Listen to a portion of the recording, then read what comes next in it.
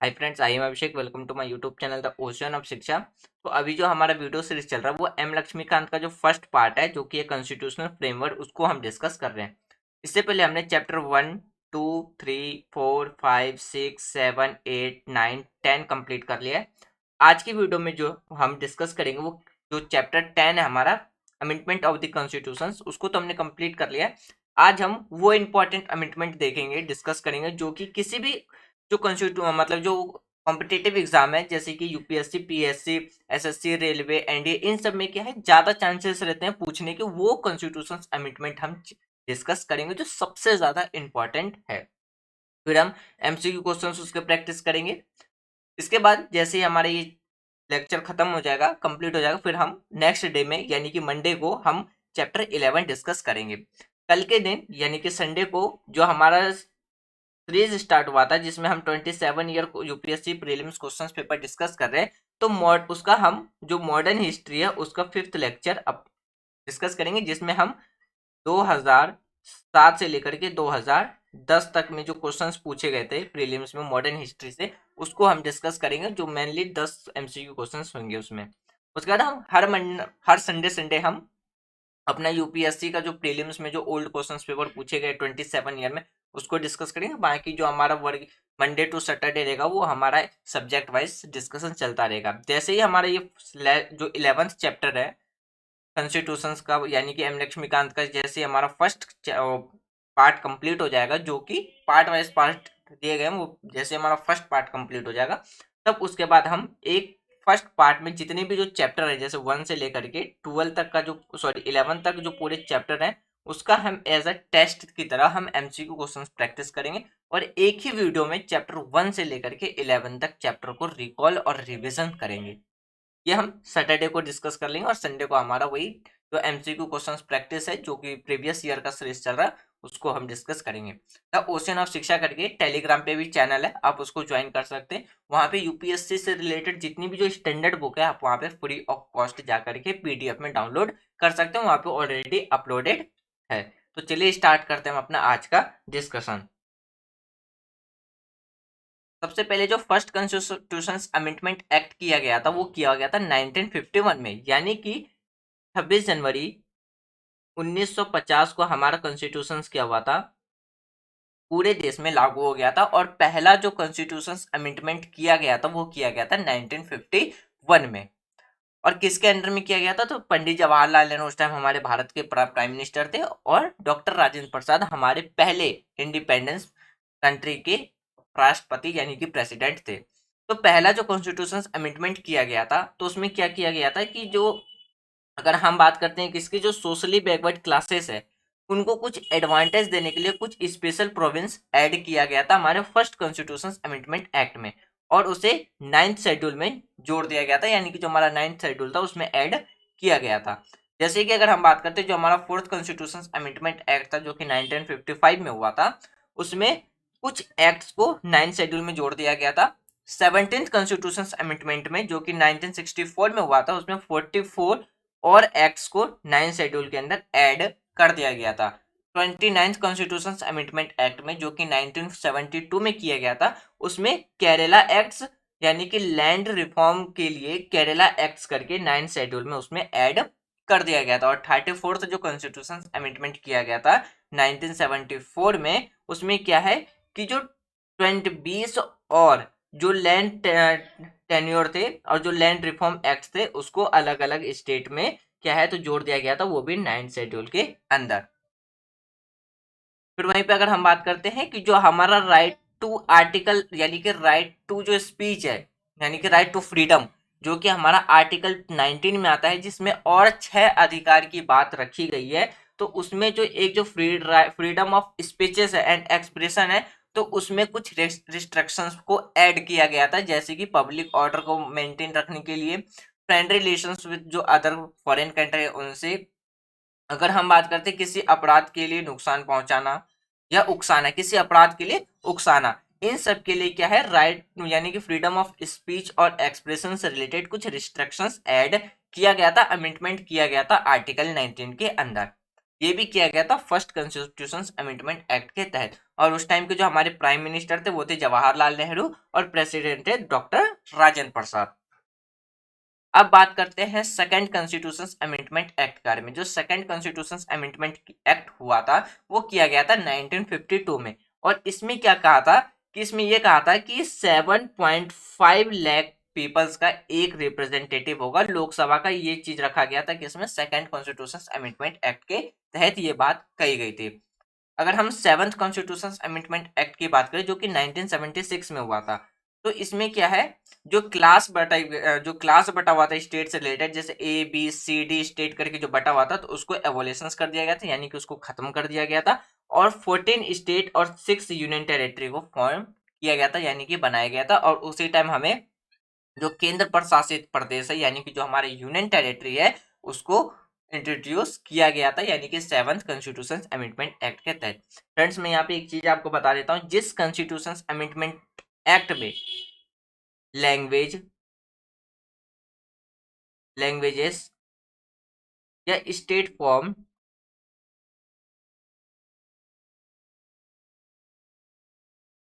और जो हमारा 73rd एंड 74th जो कॉन्स्टिट्यूशन अमेंडमेंट एक्ट था वो, plus 42nd constitution amendment act, ये वो अमेंडमेंट है जो सबसे ज्यादा इंपॉर्टेंट, जिससे हम कह सकते हैं very very very important constitution amendment act. तो आप ज्यादातर ये जो कॉन्स्टिट्यूशन अमेंडमेंट किया गया था, यानी कि किस अमेंडमेंट के तहत किस लैंग्वेज को जोड़ा गया था, किस अमेंडमेंट के तहत नए स्टेट और नए यूनियन टेरिटरी को मर्ज किया गया या न्यू फॉर्म किया गया था, जो हमारा 73rd और 74th कॉन्स्टिट्यूशन अमेंडमेंट एक्ट है, जिसमें हमने पंचायत और म्यूनसिपैलिटीज को ऐड किया था। और जो हमारा 42nd कॉन्स्टिट्यूशन अमेंडमेंट है, जिसे हम मिनी कॉन्स्टिट्यूशन अमेंडमेंट के नाम से भी जानते हैं, जिसे हम मिनी कॉन्स्टिट्यूशन भी कहते हैं, तो वो हमारा सबसे ज्यादा इंपॉर्टेंट है। तो आप इस पर ज्यादा से ज्यादा इनको फोकस रखिएगा और इसका रिवीजन बीच बीच में करते रहिएगा। क्यों? क्योंकि इसमें से कॉम्पिटेटिव एग्जाम में ज्यादा चांसेस बन जाता है एग्जामिनर के द्वारा क्वेश्चंस पूछने के लिए, चाहे तो वो आपको डायरेक्ट एमसीक्यू में पूछने को दे दे या आपसे कह दे कि बताइए कि कौन सा अमेंडमेंट एक्ट किस ईयर में हुआ था, या उसके प्रेसिडेंट प्राइम मिनिस्टर के नाम से मैच करने को दे दे, तो इसलिए ये आपका सबसे ज्यादा इंपॉर्टेंट बन जाता है। इसी तरह जो सेवंथ कॉन्स्टिट्यूशन अमेंडमेंट एक्ट किया गया था 1976 में, तो उसमें जो स्टेट का जो क्लासेस था, जैसे ए बी सी डी करके जो स्टेट का क्लासेस था, उसको एबोलिश कर दिया गया था। और जो हमारे यूनियन टेरिटरी थे उसको इंट्रोड्यूस किया गया था। फिर दो राज्यों में हाई कोर्ट को क्या किया गया था, तो इंट्रोड्यूस किया गया था।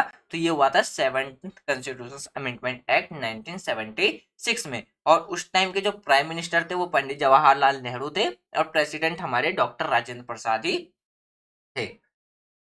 अब बात करते हैं ninth constitution amendment act car में, जो 1960 में आया था। तो 1960 में जो हमारा नाइन्थ कॉन्स्टिट्यूशन अमेंडमेंट एक्ट किया गया था, तो इसमें इंडो और यानी कि इंडिया और पाकिस्तान के बीच में 1958 में एक एग्रीमेंट हुआ था, उससे रिलेटेड इसमें अमेंडमेंट किया गया था।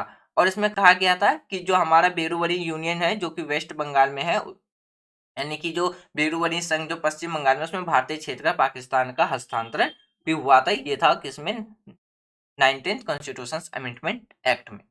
और इस टाइम के प्राइम मिनिस्टर कौन थे, तो पंडित जवाहरलाल नेहरू हमारे प्राइम मिनिस्टर थे। और प्रेसिडेंट की बात करें तो डॉक्टर राजेंद्र प्रसाद ये हमारे प्राइम मिनिस्टर प्रेसिडेंट थे। क्यों? क्योंकि जो डॉक्टर राजेंद्र प्रसाद है ये पहले भारत के ऐसे इंडिपेंडेंस कंट्री के प्रेसिडेंट हैं जो कि 10 साल के लिए हमारे देश के लिए प्रेसिडेंट रह चुके हैं। बाकी हमारे कंट्री में जितने भी जो इसके बाद जो प्रेसिडेंट आए वो सिर्फ 5-5 साल के लिए आए हैं। और अभी की जो अगर हम करंट प्रेसिडेंट की बात करें तो अभी तक जो प्रेसिडेंट है वो सिर्फ 5 साल के लिए आए हैं। सिर्फ एक राजेंद्र प्रसाद को छोड़ करके वही दो, यानी कि 2 बार कंटिन्यू प्रेसिडेंट के पद पर रह चुके हैं। तो 10th कॉन्स्टिट्यूशन अमेंडमेंट एक्ट की बात करते हैं, तो 10th कॉन्स्टिट्यूशन अमेंडमेंट एक्ट जो कि 1961 में हुआ था, तो इसमें दादर एंड नगर हवेली जो है इसको 2 यूनियन टेरिटरी बनाई गई थी हमारी कंट्री के अंदर। उस टाइम के जो प्राइम मिनिस्टर थे प्राइम मिनिस्टर हमारे पंडित जवाहरलाल नेहरू ही थे और प्रेसिडेंट हमारे डॉक्टर राजेंद्र प्रसाद ही थे। अब बात करते हैं 12th कॉन्स्टिट्यूशन अमेंडमेंट एक्ट के बारे में। जो 12th कॉन्स्टिट्यूशन अमेंडमेंट एक्ट हुआ था 1962 में, तो इसमें गोवा, दमन एंड द्वीप, इन सबको, गोवा को स्टेट और दमन द्वीप को हमारे देश का यूनियन टेरिटरी बना करके शामिल किया गया था। और उस टाइम जो प्राइम मिनिस्टर थे वो थे पंडित जवाहरलाल नेहरू और प्रेसिडेंट कौन थे, तो राजेंद्र प्रसाद प्रेसिडेंट थे। अब बात करते हैं किसके बारे में, 13th कॉन्स्टिट्यूशन अमेंडमेंट एक्ट जो कि 1962 में ही हुआ था। उस टाइम पे क्या है, नागालैंड को एक स्पेशल स्टेटस दिया गया था अंडर आर्टिकल 71 ए के तहत। और उस टाइम जो हमारे देश के प्राइम मिनिस्टर थे वो थे पंडित जवाहरलाल नेहरू और प्रेसिडेंट डॉक्टर राजेंद्र प्रसाद ही थे। अब बात करते हैं 14th कॉन्स्टिट्यूशन अमेंडमेंट एक्ट जो कि 1962 में हुआ था। तो जो उसमें क्या है कि जो पौंडीचेरी है उसको भारत का एक मतलब भारत का यूनियन टेरिटरी बनाया गया था, यानी कि भारत का एक संघ में शामिल किया गया था पौंडीचेरी को। और यूनियन टेरिटरी ऑफ जो हिमाचल प्रदेश, मणिपुर, त्रिपुरा, गोवा, दमन एंड दीव और पौंडीचेरी, इन सबको प्रोवाइड कराया गया था legislature and council of minister, इन सबको क्या किया था, तो प्रोवाइड कराया गया था according to 14th constitution amendment act के तहत। और उस टाइम जो हमारे प्राइम मिनिस्टर थे वो थे पंडित जवाहरलाल नेहरू और प्रेसिडेंट थे डॉक्टर सर्वपल्ली राधाकृष्णन, जिसके लिए हम हर साल टीचर डे सेलिब्रेट करते हैं। और आपको ये बताने की हर साल हम किस डेट को टीचर डे सेलिब्रेट करते हैं। अब बात करते हैं 19th कॉन्स्टिट्यूशन अमेंडमेंट एक्ट जो कि 1966 में किया गया था। तो इसमें क्या है, जो सिस्टम ऑफ इलेक्शन ट्रिब्यूनल्स है उसको क्या किया गया था, तो एबॉलिश कर दिया गया था। और जो हाई कोर्ट है, हाई कोर्ट को ये पावर दिया गया था कि जो इलेक्शन पिटिशन है उसको सुनने के लिए ये किया गया था 19th कॉन्स्टिट्यूशन अमेंडमेंट एक्ट 1966 में। और उस टाइम जो हमारे प्राइम मिनिस्टर थे वे थे लाल बहादुर शास्त्री और प्रेसिडेंट थे हमारे सर्वपल्ली राधाकृष्णन। अब बात करते हैं 21st कॉन्स्टिट्यूशन अमेंडमेंट एक्ट के बारे में जो कि किया गया था 1967 में। उसमें क्या है कि जो हमारा first constitution amendment 21st constitution amendment जो किया गया था 1967 में, तो उसमें जो सिंधी लैंग्वेज है उसे हमारे 8th schedule of the constitution में ऐड कर दिया गया था। यानी कि 8वें शेड्यूल जो कि हमारा लैंग्वेज से रिलेटेड है, तो उसमें अमेंडमेंट करके एक सिंधी लैंग्वेज को उसमें ऐड किया गया था। और उस टाइम जो हमारी प्राइम मिनिस्टर थी कंट्री की वो थी इंदिरा गांधी और जो प्रेसिडेंट थे वे कौन थे, तो पीवी यानी कि वीवी गिरी। 24th कॉन्स्टिट्यूशन अमेंडमेंट एक्ट जो कि 1971 में किया गया था। तो इसमें क्या किया गया था कि जो प्रेसिडेंट असिस्टेंट है कॉन्स्टिट्यूशन अमेंडमेंट बिल के द्वारा इसे मेड क्या बना दिया गया था, तो कंपलसरी बना दिया गया था। और उस टाइम जो हमारी प्राइम मिनिस्टर थी इंदिरा गांधी ही थी और प्रेसिडेंट हमारे वीवी गिरी ही थे। अब बात करते हैं 25th कॉन्स्टिट्यूशन अमेंडमेंट एक्ट के बारे में। तो 25th कॉन्स्टिट्यूशन अमेंडमेंट में क्या है, जो राइट टू प्रॉपर्टी है उसको हटा दिया गया था। और उस टाइम जो हमारी प्राइम मिनिस्टर थी वो इंदिरा गांधी थे और प्रेसिडेंट हमारे कौन थे, तो वीवी गिरी ही थे। तो 26th कॉन्स्टिट्यूशन अमेंडमेंट एक्ट जो कि 1971 में किया गया था। तो इसमें क्या कहा गया था, जो हमारा प्रीवी प्योर्स और जो हमारा प्रिविलियस ऑफ फॉर्मर रूल्स थे उनको और प्रिंसली स्टेट इसको एबॉलिश यानी कि खत्म कर दिया गया था। और उस टाइम की जो हमारी प्राइम मिनिस्टर थी वो इंदिरा गांधी थी और प्रेसिडेंट हमारे वीवी गिरी ही थे। अब बात करते हैं 31st कॉन्स्टिट्यूशन अमेंडमेंट एक्ट जो कि 1972 में किया गया था। तो इसमें क्या गया था कि जो हमारा जो लोकसभा है उसमें जो 225 सीटें थी इसको बढ़ा करके कितना कर दिया गया था, तो 25 जो हमारा 31st कॉन्स्टिट्यूशन अमेंडमेंट एक्ट किया गया था तो उस टाइम पे लोकसभा में टोटल कितनी सीटें थी, तो 525। और उसको इंक्रीज करके कितना कर दिया गया था, तो 545 इंक्रीज कर दिया गया, यानी कि बढ़ा करके 545 कर दिया गया। और उस टाइम जो हमारी प्राइम मिनिस्टर थी वो थी इंदिरा गांधी और प्रेसिडेंट हमारे वीवी गिरी थे। अब बात करते हैं 35th कॉन्स्टिट्यूशन अमेंडमेंट एक्ट के बारे में जो कि 1974 में किया गया था। तो इसमें सिक्किम को क्या है, एक प्रोटेक्टरेट स्टेट के नाम से इसको टर्मिनेट करके सिक्किम को क्या है, एक स्टेटस प्रोवाइड करा दिया गया था एसोसिएटेड स्टेट ऑफ इंडिया। यानी कि जो हमारा 35th कॉन्स्टिट्यूशन अमेंडमेंट एक्ट किया गया था 1974 में, उसमें कहा था कि जो सिक्किम है, सिक्किम का जो यानी कि अगर हम बात करते हैं संरक्षित राज्य के रूप में जो सिक्किम को दर्जा दिया गया था उसको समाप्त करके सिक्किम को भारत का एक एसोसिएट स्टेट का दर्जा दे दिया गया था। और उस टाइम हमारी जो प्राइम मिनिस्टर थी वो थी इंदिरा गांधी और जो प्रेसिडेंट थे फरुखुद्दीन अली अहमद थे। और इन्हीं दोनों के अंडर में यानी कि प्राइम मिनिस्टर के द्वारा जो हमारी इंदिरा गांधी थी उन्हीं के द्वारा इमरजेंसी लगाई गई थी। और उस टाइम जो प्रेसिडेंट थे वो कौन थे, तो फरुखुद्दीन अली अहमद ही उस टाइम के प्रेसिडेंट थे। अब बात करते हैं 36 कॉन्स्टिट्यूशन अमेंडमेंट एक्ट, जो कि 1975 में किया गया था। और उस टाइम पे क्या है, सिक्किम को एक प्रॉपरली भारत का एक राज्य, संपूर्ण राज्य बना दिया गया था, यानी कि ये सिक्किम को भारत का एक अभिन्न अंग के रूप में घोषित कर दिया गया था 36 कॉन्स्टिट्यूशन अमेंडमेंट करके। उसके बाद अगर हम बात करें तो उस टाइम प्राइम मिनिस्टर कौन थी, इंदिरा गांधी थी, और प्रेसिडेंट कौन थे, तो फखरुद्दीन अली अहमद ही थे। अब बात करते हैं 40th कॉन्स्टिट्यूशन अमेंडमेंट एक्ट, जो कि 1976 में किया गया था। तो इसमें कहा गया था कि संसद को समय समय पर जो है कि जैसे कि हम बात करते हैं क्षेत्रीय जल महाद्वीप स्लेक विशेष आर्थिक क्षेत्र और भारत की जो समुद्री क्षेत्र की सीमाओं को निष्पष्ट करने का अधिकार इसमें 19 यानी कि 14 कॉन्स्टिट्यूशन यानी कि जो हमारा 40वां संविधान संशोधन था उसमें ये बात, संसद को ये पावर अधिकार दिया गया था। और उस टाइम भारत की जो प्राइम मिनिस्टर थी वो इंदिरा गांधी थी और प्रेसिडेंट फखरुद्दीन अहमद यानी कि फखरुद्दीन अली अहमद थे। अब बात करते हैं सबसे ज्यादा important constitution amendment act, 42nd constitution amendment act, जो कि 1976 में किया गया था, जिसे हम क्या कहते हैं, मिनी कॉन्स्टिट्यूशंस के नाम से भी जानते हैं। और इसको हमने ऑलरेडी जो प्रीवियस वीडियो डिस्कस किया है उसमें हमने क्या है, तो इसको रीड यानी कि इसके बारे में डिस्कस कर लिया। आप पिछला वीडियो जा करके देख सकते हैं, और उसका जो लिंक है, वीडियो का लिंक आपको डिस्क्रिप्शन में पार्ट बाय पार्ट जो हमने डिस्कस किया है उन सब के वीडियो के नीचे आपको मिल जाएगा। वहां से जा करके वीडियो को एक्सेस कर सकते हैं और वीडियो को देख सकते हैं। और उस टाइम जो प्राइम मिनिस्टर थी इंदिरा गांधी थी और प्रेसिडेंट फखरुद्दीन अली अहमद थे। अब बात करते हैं 44th constitution amendment act. 44th constitution amendment act जो थी वो जनता सरकार के द्वारा लाया गया था। और उसमें जितने भी जो इम्पोर्टेंट अमेंडमेंट्स थे भारत की कॉन्स्टिट्यूशन के अंदर, यानी कि भारतीय संविधान में जितने भी जो महत्वपूर्ण संशोधन में से एक माना जाता है, यानी कि जो हमारा 42nd कॉन्स्टिट्यूशन अमेंडमेंट एक्ट और 44th कॉन्स्टिट्यूशन अमेंडमेंट हमारी कॉन्स्टिट्यूशन का सबसे ज्यादा इंपॉर्टेंट पार्ट माना जाता है। अगर हम और उस टाइम की जो प्रेसिडेंट थे वो कौन थे, Morarji Desai, sorry prime minister Morarji Desai थे, और प्रेसिडेंट कौन थे, तो नीलम शिवाजी रेड्डी उस टाइम के प्रेसिडेंट थे। अब बात करते हैं हम किसके बारे में, 52nd कॉन्स्टिट्यूशन अमेंडमेंट एक्ट, जो कि 1985 में किया गया था। इसमें जो 10th शेड्यूल है उसको ऐड कर दिया गया था, जिसमें हमने क्या ऐड किया था, एंटी डिफेक्शन लॉ को ऐड किया था। और इसमें तो हमने किया था इसमें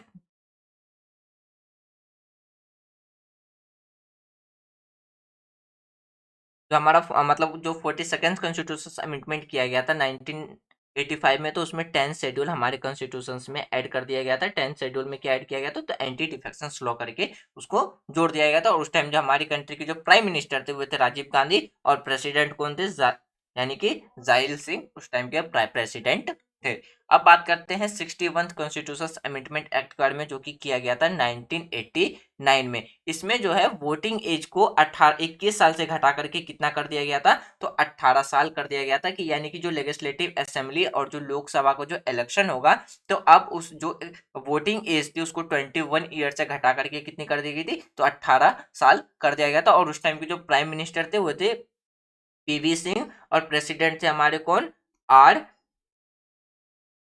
वेंकटा रमन उस टाइम के हमारे प्रेसिडेंट थे।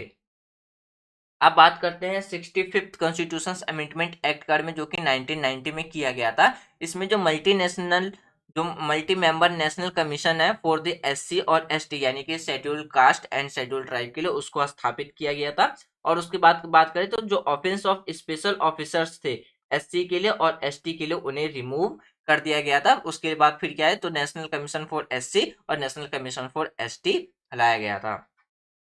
यानी कि जो उसको क्या किया गया था, तो रिमूव करके फिर नेशनल कमीशन फॉर एससी और नेशनल कमीशन फॉर एसटी लाया गया था। किसमें, तो 65th कॉन्स्टिट्यूशन अमेंडमेंट एक्ट 1960 के तहत। उस टाइम के जो प्राइम मिनिस्टर थे कौन थे, पीवी सिंह, और प्रेसिडेंट हमारे वही थे आर वेंकटा रमन। अब बात करते हैं 69th कॉन्स्टिट्यूशन अमेंडमेंट एक्ट, जो कि 1961 में किया गया था। तो इसमें क्या है, दिल्ली को एक यूनियन टेरिटरी का स्पेशल स्टेटस प्रोवाइड कराया गया, और उसमें कहा गया कि national capital of territory, Delhi को क्या कर, जो दिल्ली का जो नेशनल कैपिटल ऑफ टेरिटरी है उसको एक स्टेटस स्पेशल स्टेटस प्रोवाइड कराया गया था, यानी कि दिया गया था, जिसे आज हम शॉर्टकट में क्या कहते हैं, एनसीटी के नाम से जानते हैं, नेशनल कैपिटल ऑफ टेरिटरी। यानी कि उस टाइम भारत का जो वो राजधानी होगा क्या होगा, फिर दिल्ली होगा। ये स्पेशल स्टेटस दिल्ली को प्रोवाइड कराया गया था। और दिल्ली में जो काउंसिल्स ऑफ मिनिस्टर थे उसको 7 से बढ़ा करके कितना कर दिया गया था, तो 70 मेंबर लेजिस्लेटिव असेंबली किया गया और 7 मेंबर काउंसिल्स ऑफ मिनिस्टर को स्थापित किया गया था दिल्ली के अंदर। और उस टाइम भारत के जो प्राइम मिनिस्टर थे वे थे पीवी नरसिम्हा राव, और जो प्रेसिडेंट थे वे शंकर दयाल शर्मा उस टाइम के प्रेसिडेंट थे। अब बात करते हैं 71st कॉन्स्टिट्यूशन अमेंडमेंट एक्ट, जो कि 1992 में किया गया था। इसमें 3 लैंग्वेजेस को 8 शेड्यूल के अंदर जोड़ा गया था, जैसे कि कोंकणी, मणिपुरी और नेपाली। इन 3 लैंग्वेज को हमारे 8 शेड्यूल में ऐड किया गया था। और टोटल उस टाइम हमारी जो ऑफिशियल लैंग्वेज थी वो कितनी हो गई थी, तो 18 हो गई है। और आज के टाइम पे हमें टोटल कितनी ऑफिशियल लैंग्वेज देखने को मिलती है, तो 22 ऑफिशियल लैंग्वेज देखने को मिलती है। और वो 22 कौन कौन से ऑफिशियल लैंग्वेज है वो आपको कमेंट बॉक्स में लिखना है। उस टाइम के जो प्राइम मिनिस्टर थे वो कौन थे, तो पीवी नरसिम्हा राव थे, और प्रेसिडेंट शंकर दयाल शर्मा ही थे। अब बात करते हैं one of the most constitution amendment act, जो कि है हमारा 73rd कॉन्स्टिट्यूशन अमेंडमेंट एक्ट, जो कि 1992 में ही किया गया था।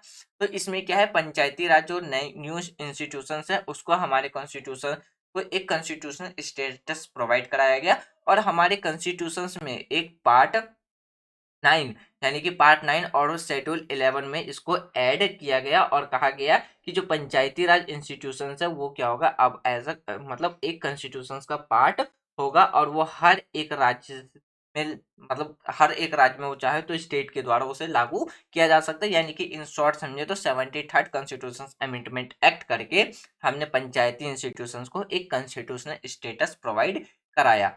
और अगर हम जैसे कि बात करते हैं पंचायती राज के बारे में, म्यूनसिपैलिटीज के बारे में, तो इन दोनों को एक सेपरेटरी मतलब अलग से इनको स्पेशली ऐड किया गया है हर एक कॉम्पिटिटिव एग्जाम्स के सिलेबस के अंदर, इसलिए ये हमारा सबसे ज्यादा इम्पोर्टेंट बन जाता है। तो जो हम अगर हम बात करते हैं जिसकी वजह से हमारी कंट्री में क्या है, तो 3 टायर की गवर्नमेंट देखने को मिलने लगी। पहला जैसे कि हम बात करते हैं सेंट्रल लेवल, दूसरा स्टेट लेवल, और तीसरा था हमारा विलेज लेवल। तो इस वजह से क्या है, हमें 3 टायर की गवर्नमेंट आज के टाइम पे हमें देखने को मिलती है। उस टाइम जो प्राइम मिनिस्टर थे वो पीवी नरसिम्हा राव, और प्रेसिडेंट कौन थे, तो हमारे शंकर दयाल शर्मा ही प्रेसिडेंट थे उस टाइम भारत के। अब बात करते हैं 74th कॉन्स्टिट्यूशन अमेंडमेंट एक्ट, जो कि 1992 में ही किया गया था। तो उसमें क्या है कि जो अर्बन लोकल बॉडीज है तो उनके लिए म्यूनसिपैलिटीज को एक कॉन्स्टिट्यूशनल स्टेटस प्रोवाइड कराया गया था। फिर वही हो गया कि जो हमारा कॉन्स्टिट्यूशन है उसमें पार्ट 9A और 12 शेड्यूल को कॉन्स्टिट्यूशन के अंदर ऐड किया गया था। और उस टाइम जो प्रेसिडेंट थे PV Narasimha Rao, sorry prime minister जो थे पीवी नरसिम्हा राव, और प्रेसिडेंट शंकर दयाल शर्मा ही थे। अब बात करते हैं 86th कॉन्स्टिट्यूशन अमेंडमेंट एक्ट, जो कि 2002 में किया गया था। तो 86th कॉन्स्टिट्यूशन अमेंडमेंट में कहा गया कि हर 6 साल से 14 साल तक के बच्चों को कंपलसरी एजुकेशन देना क्या होगा, तो स्टेट का दायित्व होगा। और एजुकेशन को क्या बना दिया गया, एक फंडामेंटल राइट बना दिया गया। और आर्टिकल 51 के तहत इसे क्या बना दिया गया, फंडामेंटल ड्यूटी बना दिया गया। ये किया गया था 86 कॉन्स्टिट्यूशन अमेंडमेंट एक्ट 2002 में। और उस टाइम जो हमारी कंट्री के जो प्राइम मिनिस्टर थे वो थे अटल बिहारी वाजपेयी, और जो प्रेसिडेंट थे वो थे डॉक्टर एपीजे अब्दुल कलाम, उस टाइम के प्रेसिडेंट थे। अब बात करते हैं 88 कॉन्स्टिट्यूशन अमेंडमेंट एक्ट के बारे में, जो कि 2003 में किया गया था। तो इसमें कहा गया था कि जो भी हमारा सर्विसेज टैक्स है उसको किसके अंडर में डाल दिया गया था, तो आर्टिकल 268A के तहत में इसको डाल दिया गया था। और इसमें कहा गया था कि जो भी सेवा कर का जो संघ है के द्वारा लागू मतलब के द्वारा लगाया जाता है, और संघ को राज्य द्वारा एकत्र और विनियोजित किया जाता था। ये चीज रखा गया था 88th कॉन्स्टिट्यूशन अमेंडमेंट एक्ट 2003 के तहत कहा गया। और उस टाइम की जो भारत के प्राइम मिनिस्टर थे अटल बिहारी वाजपेयी, और प्रेसिडेंट कौन थे, तो डॉक्टर एपीजे अब्दुल कलाम हमारे देश के प्रेसिडेंट थे।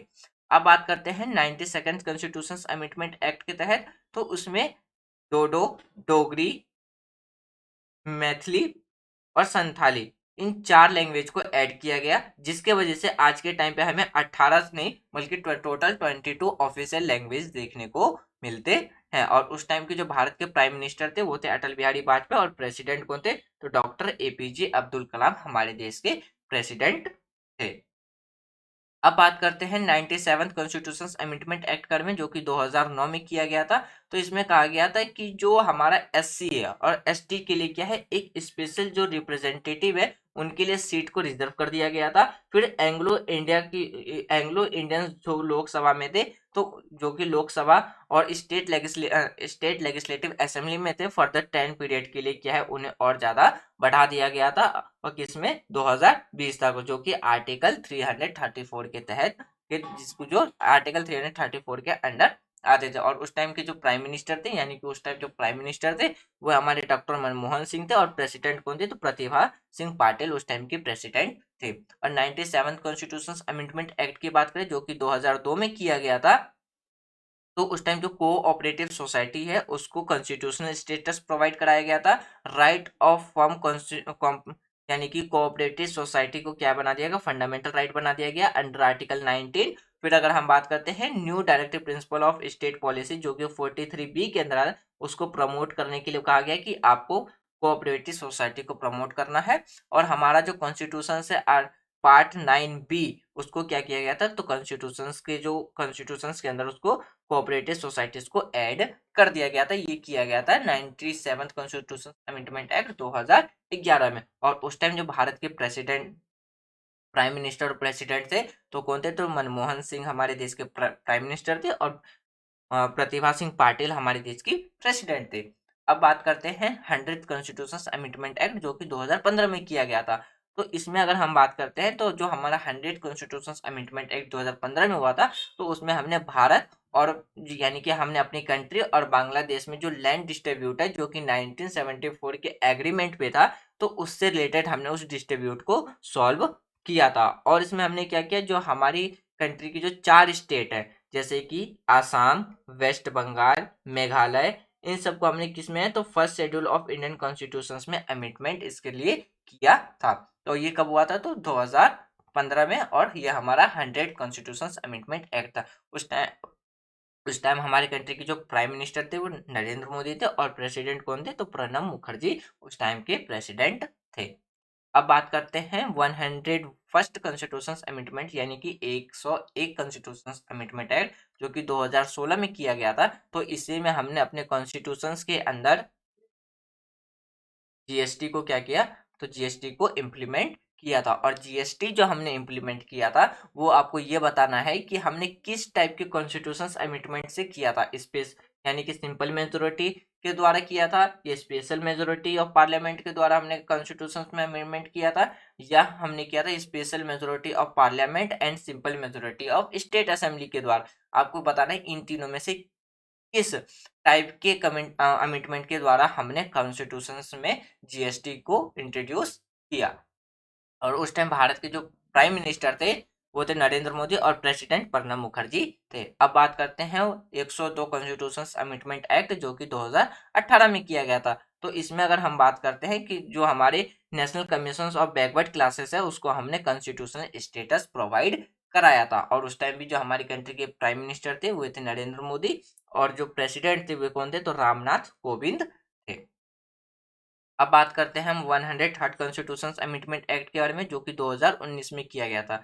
तो इसमें 10% मैक्सिमम रिजर्वेशन दिया गया था इकोनॉमिकल वीकर सेक्शंस के द्वारा। और इसे क्या है, तो इस क्लासेस को अगर हम बात करते हैं, तो अनुच्छेद 15 की जो हमारा क्लॉज 4 और क्लॉज 5 है, इसमें उसको एक्सप्लेन कर दिया गया। और इसमें कहा गया जो भी क्लासेस, यानी कि जो classes other than socially and economically backward जो क्लासेस होंगे सिटीजन्स के, उसको schedule caste and schedule tribes के तहत, यानी कि अगर जो हमने 10% का जो रिजर्वेशन दिया गया इकोनॉमिकल वीकर सेक्शन, तो हमने इसमें किसको क्या, मतलब किसमें हमने इसको ऐड करके रखा, जो हमारा socially and economical backward classes है जो सिटीजन है, उसके तहत हमने इसको क्या है, तो ऐड करके रखा। यानी कि अगर हम इन शॉर्ट समझे, तो 103 जो कॉन्स्टिट्यूशन अमेंडमेंट किया गया था, तो जो हमारे इकोनॉमिकल वीकर सेक्शंस थे उनको हमने 10% का आरक्षण दिया था। किसके तहत, इसको मेंशंस हमने किस में किया था, क्लॉज 4 और क्लॉज 5 में, जो कि आर्टिकल 15 का था।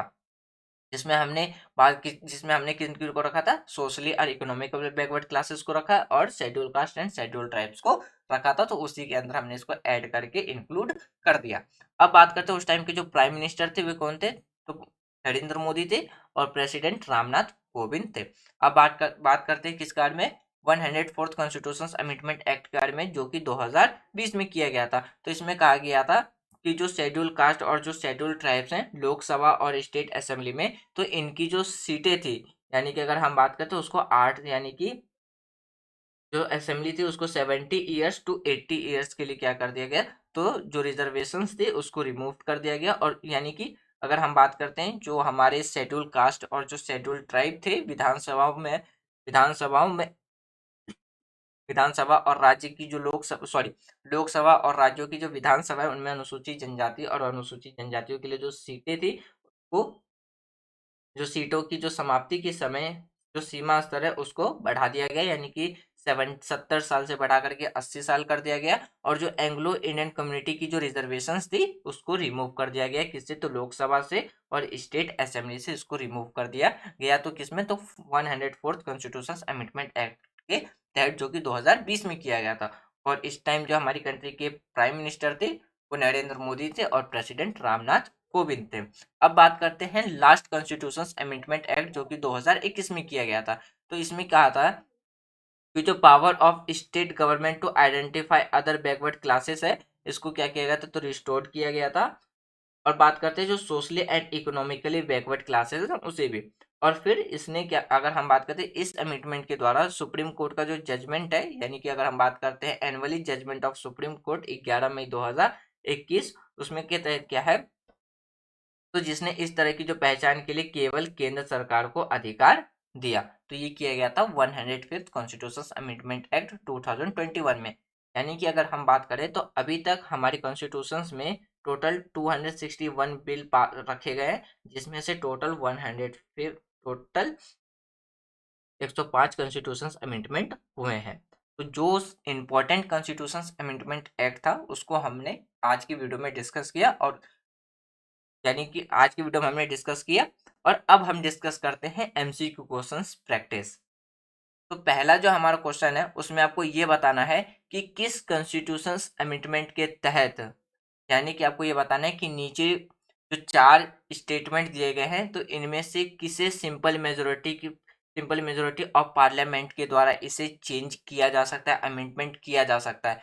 ऑप्शन ए है elections of president and its manner, option B है फंडामेंटल राइट, ऑप्शन सी है representative of state in parliament, और ऑप्शन सी है सिटीजन्स एक्वाइजेशंस एंड टर्मिनेशन, यानी कि राष्ट्र ऑप्शन ए है राष्ट्रपति का चुनाव और उसकी रीति, यानी कि किस तरीके से प्रेसिडेंट का इलेक्शंस होना चाहिए, ऑप्शन बी है फंडामेंटल राइट, ऑप्शन सी है संसद में राज्यों के प्रतिनिधित्व, और ऑप्शन डी है कि नागरिकता लेने और नागरिकता छोड़ने का। तो इनमें से कौन सा ऐसा स्टेटमेंट है जिसे पार्लियामेंट सिंपल मेजोरिटी के द्वारा अमेंड कर सकती है, तो इसका जो राइट होगा आंसर होगा वो होगा option D is correct answer, यानी कि सिंपल मेजोरिटी ऑफ पार्लियामेंट के द्वारा अमेंड कर सकती है किसी की भी सिटीजनशिप एक्वाइजेशंस के लिए, यानी कि नागरिकता लेने के लिए, और टर्मिनेट यानी कि छोड़ने के लिए यदि इसमें अमेंडमेंट करना हो तो पार्लियामेंट को वो सिंपल मेजोरिटी के द्वारा अमेंडमेंट कर सकता है। दूसरे क्वेश्चन में ये बताना है कि अगर हम बात करते हैं जो प्रोसेस ऑफ अमेंडमेंट है वो भारत के किस कॉन्स्टिट्यूशन, यानी कि इंडियन कॉन्स्टिट्यूशन में जो हमें प्रोसेस ऑफ अमेंडमेंट देखने को मिलता है वो किस देश से लिया गया है। ऑप्शन ए है जापान, ऑप्शन बी है ब्रिटेन, ऑप्शन सी है साउथ अफ्रीका, ऑप्शन डी है यूएसए। तो इसका जो राइट आंसर है वो है ऑप्शन सी, यानी कि साउथ अफ्रीका। अब बात करते हैं थर्ड क्वेश्चन के बारे में। थर्ड क्वेश्चन में आपको ये बताना है कि किस कॉन्स्टिट्यूशन अमेंडमेंट के तहत हमने जो वोटिंग एज है वो 21 साल से घटा करके 18 साल कर दिया था। तो ऑप्शन ए है 7th constitution amendment act, option B है 9th constitution amendment act, option C है 61th कॉन्स्टिट्यूशन अमेंडमेंट एक्ट, और ऑप्शन डी है 86th कॉन्स्टिट्यूशन अमेंडमेंट एक्ट। और ये हमने अभी थोड़ी देर पहले ही डिस्कस किया था, तो इसलिए जो इसका राइट आंसर है वो है ऑप्शन सी, यानी कि 61st कॉन्स्टिट्यूशन अमेंडमेंट एक्ट। आपको कमेंट बॉक्स में ये बताने कि उस टाइम के प्राइम मिनिस्टर कौन थे और प्रेसिडेंट कौन थे।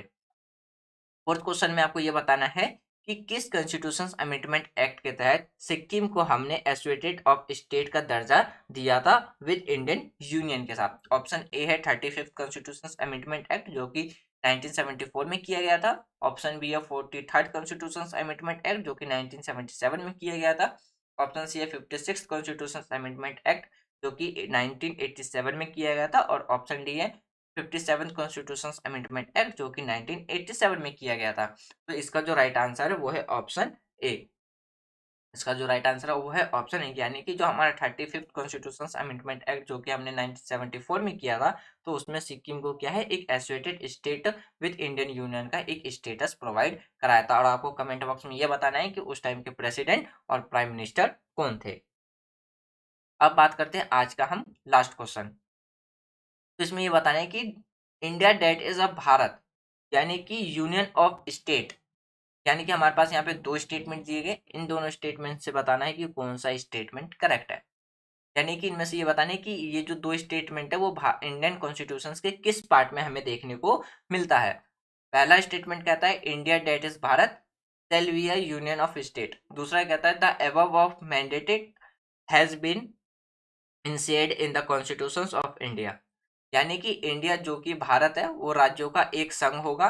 दूसरा कहता है कि भारत के संविधान में, सॉरी, दूसरा स्टेटमेंट कहता है उपरोक्त जो शासन देश को भारत के संविधान में निम्नलिखित में से किस में इसको, मतलब किस प्रोविजन में या किस अगर हम बात करते हैं किस आर्टिकल में, किस अनुसूची या किस प्रस्तावना में इसको लिखा गया, तो ऑप्शन ए है प्रेम्बल, यानी कि प्रेम्बल ऑफ कॉन्स्टिट्यूशन, भारत के संविधान की प्रस्तावना। ऑप्शन बी है आर्टिकल 1, ऑप्शन बी है आर्टिकल 2, ऑप्शन सी है शेड्यूल 1। तो इसका जो राइट आंसर होगा वो होगा ऑप्शन सी, यानी कि आर्टिकल 2। आर्टिकल 2 में कहा गया था कि भारत यानी कि India that is Bharat shall be a union of state. तो फ्रेंड्स ये था हमारा आज का डिस्कशन, जिसमें हमने वो सारे कॉन्स्टिट्यूशन अमेंडमेंट एक्ट डिस्कस किया जो कि कॉम्पिटिटिव एग्जाम से सबसे ज़्यादा इंपॉर्टेंट है। तो मुझे उम्मीद है कि आज जो भी हमने अमेंडमेंट डिस्कस किया, इससे पहले जो हमने चैप्टर 10 डिस्कस किया वो आपको प्रॉपरली समझ में आ गया होगा। यदि कोई डाउट हो तो आप अपने डाउट को कमेंट बॉक्स में लिख देना। जब हम नेक्स्ट चैप्टर जो स्टार्ट करेंगे जो कि हमारा chapter 11 basic structure of the constitution, तो उससे पहले हम अपने डाउट्स डिस्कस करेंगे, डाउट क्लियर करेंगे, तब हम अपना चैप्टर 11 स्टार्ट करेंगे। यदि आपको वीडियो सीरीज पसंद आ रही हो तो आप वीडियो को लाइक कर सकते हैं, शेयर कर सकते हैं एंड चैनल को सब्सक्राइब कर सकते हो। और टेलीग्राम चैनल आप ज्वाइन कर लीजिए जिसमें आपको सारी स्टैंडर्ड बुक्स आप फ्री ऑफ कॉस्ट डाउनलोड जा करके कर सकते हैं। तो take care friends, take care, bye bye.